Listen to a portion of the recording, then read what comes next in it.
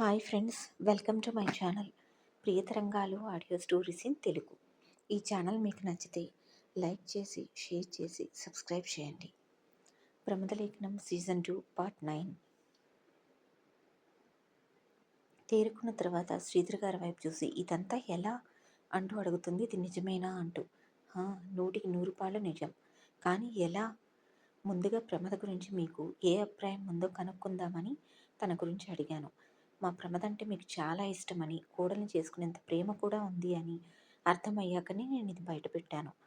మీరు మరికొంతసేపు నాకు మీ టైం కేటాయించగలరా? మీకంతా వివరంగా చెప్తాను అంటారు శ్రీధర్.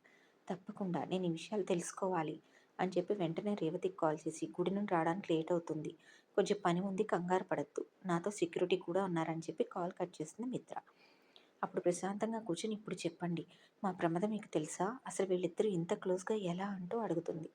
చెప్తాను, కుదిరితే మీకు ఇదంతా చెప్పాలి అని నేను ఇంత దూరం వచ్చాను. నాకు చేతనైనంత వరకు నేను కూడా చేయాలి కదా మా బంగారు తల్లికి సహాయం. ప్రమద మీకు ముందుగానే తెలుసా అంటూ శ్రీధర్ గారిని అడుగుతుంది మిత్ర. అంతా చెప్తాను తల్లి అంటూ ఆయన చెప్పడం మొదలు పెడతారు. ప్రమద హైదరాబాద్ బస్తీ నుండి బయలుదేరిన తర్వాత భీమిలి చేరింది. ఎక్కడికి వెళ్లాలో తెలియక ఆలోచిస్తున్న తరుణంలో ఆమెకు తాను తారసపట్టం, తనకు సహాయం చేయడం అంతా చెప్తాడు. అప్పుడు తనకు ఉండడానికి ఒక నీడ కావాలని అర్థమై, తన మంచితనం అప్పటికే అర్థమై, మా ఇల్లు ఖాళీగానే ఉండడంతో కింది పోర్షన్ ప్రమదకి రెంటిచ్చాను. పక్కన ఇంట్లో మేముంటాము. ఆమె పరిస్థితిని అర్థం చేసుకుని ఫ్రీగా ఉండమంటే ససేమిరా అంది. మాకు కావాల్సింది ప్రేమగా పలకరించి ఒక తోడు అని చెప్పి 5,000 చేసి ఇంటిని 1,000 రూపాయలకి రెంట్కిచ్చాను ప్రమదకి. సంతోషపడింది. ఫ్రీగా ఒకరి సహాయం తీసుకోవడం లేదు అని. పని దొరికే వరకు పస్తులు కూడా ఉంది, కానీ మమ్మల్ని సహాయం అడగలేదు. మేమేమిచ్చినా తీసుకోలేదు. వెలకట్టలేని ఆత్మాభిమానం తనది. మెల్లిగా ఒక బట్టల షాప్లో పని దొరికింది. అలా భీమిలిలో తన జీవితం, తన బ్రతుకు పోరాటం మొదలుపెట్టింది. ప్రమద మంచితనం అతి తొందరగా ఆమెను మాకు దగ్గర చేసింది. పిల్లలు లేని మాకు కూతురుగా ఆప్యాయతను పంచింది. అలా మా జీవితాలు గడిచిపోతున్న తరుణంలో అనుకోకుండా ఒక అతిథిలా మరలా ప్రమద జీవితంలోకి ప్రవేశించాడు అమన్. అది ఎలా అంటే, ఒకసారి నేను పని మీద భీమిలి హాస్పిటల్ వైపు వెళ్ళినప్పుడు అక్కడ ఒక డాక్టర్ నా స్నేహితుడు కావడంతో పలకరించడానికి వెళ్ళాను. అప్పుడు మాటల్లో అతను నాకు ఒక విషయం చెప్పాడు. ఒక వ్యక్తి కొండ మీద నుండి కింద పడితే గిరిజనులు హాస్పిటల్లో అడ్మిట్ చేశారని, కొన్ని రోజులు ట్రీట్మెంట్లో ఉన్నాడని, ఇప్పుడు గాయాలన్నీ నయమయ్యాయి, కానీ అతనికి తనెవరో ఏమిటో తెలియదని, గతం మరిచాడు అని చెప్పాడు. మీ ఇంటి పెంట్ హౌస్ ఖాళీగానే ఉంది కదా, ప్రస్తుతానికి అతనికి రెంట్ ఇచ్చి సాయం చేయమని, అతను మంచివాడు అని చెప్పాడు. ఆ వ్యక్తి పరిస్థితికి జాలి వేసింది.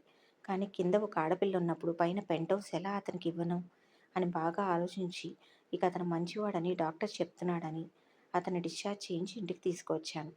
అతన్ని బయట నిలబట్టి, ప్రమదకి ఇలా ఒక అబ్బాయికి రెంట్కి ఇస్తే ఇబ్బంది ఏమీ లేదు కదా అని అడిగాను. అబ్బాయి మంచివాడని అంటున్నారు కదా బాబాయ్, నాకేమీ ఇబ్బంది లేదు, పైగా మీరు పక్కనే ఉంటారు కదా అనడంతో అతన్ని తీసుకువచ్చి ప్రమద ముందు నిలబెట్టాను. ప్రమద మీ అబ్బాయిని చూసి ఫుల్ షాక్ అయింది. ఇక్కడేమిటి అని. అమన్ గారు అని పిలిస్తే ఎవరు మీరు అని మీ అబ్బాయి అడిగిన తీరుకి అతను ఇక్కడేంటి అని అడిగింది. అప్పుడు అమ్మకి జరిగిన ప్రమాదం గురించి చెప్పి, బ్రెయిన్కి తగిన దెబ్బ వల్ల గతం మరిచాడు అని తెలియగానే తను కష్టపడి కాపాడిన ప్రాణం మరోసారి ప్రమాదానికి గురయ్యి గతం మరిచి ఎవరూ లేని అనాథల తన ఎదుట నిలిచాడు అన్న బాధ, ఆ ఒత్తిడి తట్టుకోలేక కళ్ళు తిరిగి పడిపోయింది. నేను ఆశ్చర్యపోయాను. అప్పుడు వాళ్ళ గురించి తెలియదు కనుక.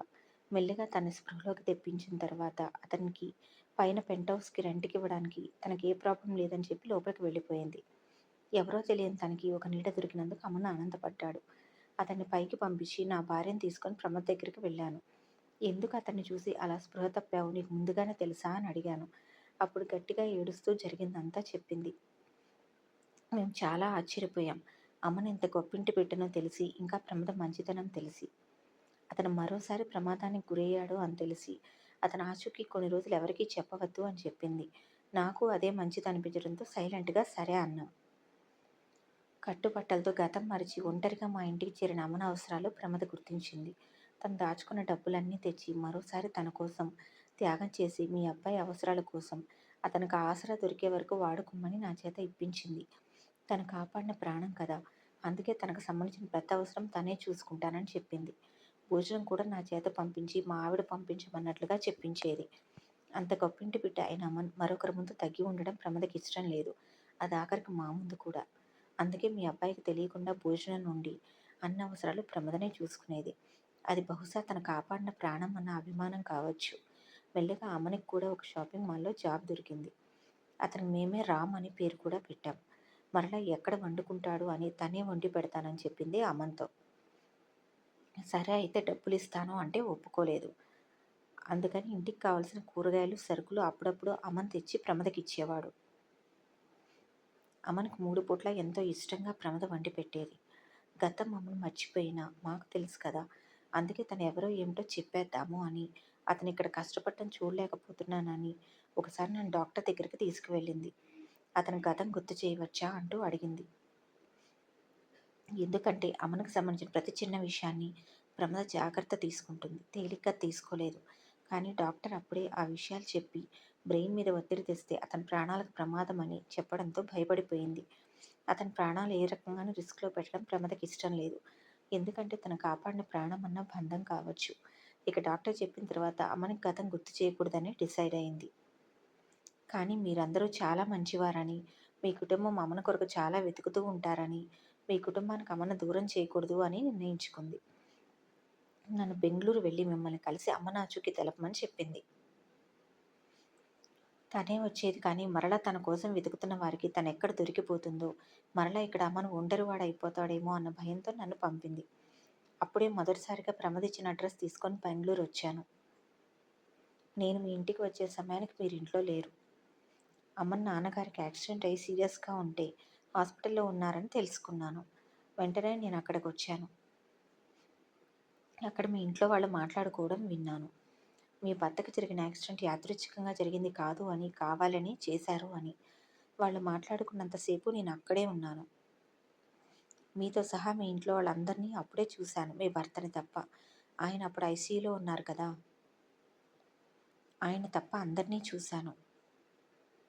ఇక అప్పుడు అమ్మని విషయం చెప్పడం కరెక్ట్ కాదు అనిపించి పక్కకు వెళ్ళిపోయి ప్రమదకు కాల్ చేశాను. ఇది పరిస్థితి, ఏం చేయమంటావు అని. ప్రమద విషయం విని నిలువెల్లా వణికిపోయింది.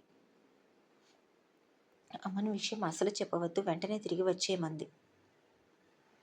నేను తిరిగి వెళ్ళిపోయాను భీమిలికి. ప్రమాదాలు ఇంకా మీ కుటుంబాన్ని వెన్నంటే ఉన్నాయని ప్రమదకు అర్థమై ఇప్పుడు అమ్మను అక్కడికి వస్తే ప్రమాదమని, కనీసం ఇక్కడ ఉంటే క్షేమంగా ఉంటాడని తలచి ఇక అమ్మ నాచుకి మీకు చెప్పకూడదు అని నిర్ణయించుకుంది. అలా ఇక్కడ వాళ్ళ జీవితంలో మరో అధ్యాయం మొదలైంది. ఎప్పుడూ అమ్మని ప్రాణాలు కాపాడాలి, అతను క్షేమంగా ఉండాలి అని ఆలోచిస్తూ అనుక్షణం అతని గురించి తాపత్రయపడుతూ తనకు తెలియకుండానే అమ్మను ప్రేమించింది ప్రమద. కానీ తన స్థాయి ఏమిటో తనకు బాగా తెలుసు. అమ్మను ఒక ఆకాశం అని, తనొక భూమి అని, తనెప్పటికీ అమ్మనికి సరిపోను అని తన ప్రేమను తనలోనే దాచుకుంది ప్రమద. అతనికి తెలియకుండా అతను గొప్పింటి బిడ్డ అని, అతను ఎందులోనూ కష్టపడకూడదని చాలా జాగ్రత్తగా చూసుకునేది. ఇద్దరూ మా దంపతులకు మరింత దగ్గరయ్యారు. వాళ్ళలోనే మాకు లేని పిల్లల్ని చూసుకునే వాళ్ళము. బాబాయ్ అంటూ ప్రమద అంకుల్ అంటూ అమ్మను పిలుస్తుంటే చాలా హ్యాపీగా అనిపించేది. అమ్మను గతం గుర్తు చేయకుండా, అతని మెదడుకు ఒత్తిడి కలగకుండా చాలా జాగ్రత్తగా చూసుకునేది ప్రమద. కాకపోతే ఆమెకొక్కటే బాధ, అతని కోసం మీరు తల్లడిల్లిపోతూ ఉంటారని, అందరూ ఉండి కూడా అతను ఇలా బ్రతకవలసి వస్తుంది అని. అతని ఆచూకీ తెలిసి కూడా మీకు చెప్పలేకపోతున్నాను అన్న గిల్టీనెస్ ప్రమదని ఎప్పుడూ వేధించేది. ఈ స్టోరీ నచ్చితే సబ్స్క్రైబ్ చేయండి.